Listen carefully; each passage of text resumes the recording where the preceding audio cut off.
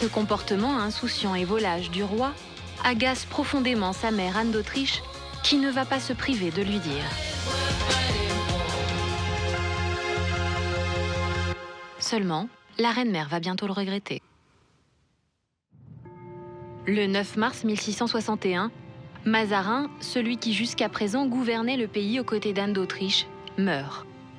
L'occasion est donc toute trouvée pour Louis XIV, qui peut désormais prendre en main son destin de roi. Dès le lendemain, le 10 mars 1661, il annonce à ses ministres et à sa mère comment il entend à l'avenir gouverner le pays. Seul, en monarque absolu. C'est ce que l'histoire retiendra de lui.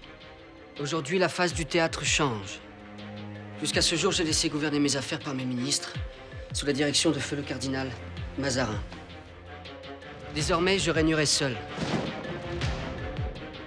Seulement, Anne d'Autriche, sa mère, ne l'entend pas de cette oreille. Oui, vous ne prétendez pas gouverner sans Premier ministre. Si, madame.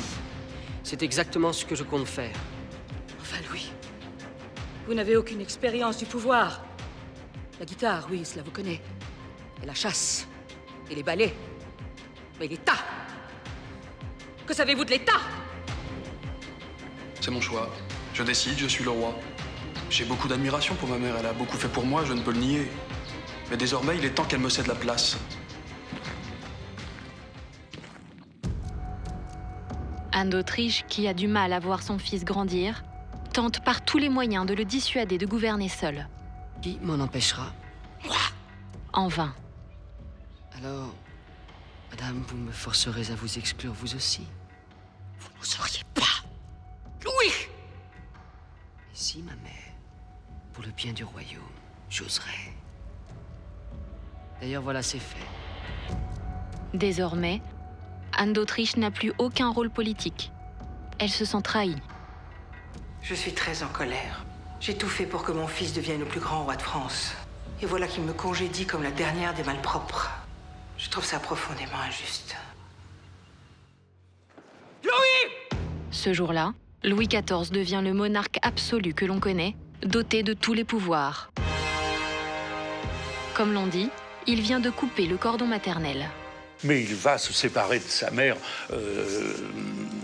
pas manu militari, mais presque. C'est-à-dire qu'il va couper les ponts, mais un petit peu comme il faut le faire pour se libérer des entraves qu'elle lui avait fait peser pendant toute son enfance, toute son adolescence. Je pense que Louis XIV, à 22 ans, effectivement, décide de se détacher de la tutelle maternelle et de tout ce qui l'entoure pour enfin avoir le destin du pays et le sien d'une manière totalement autonome.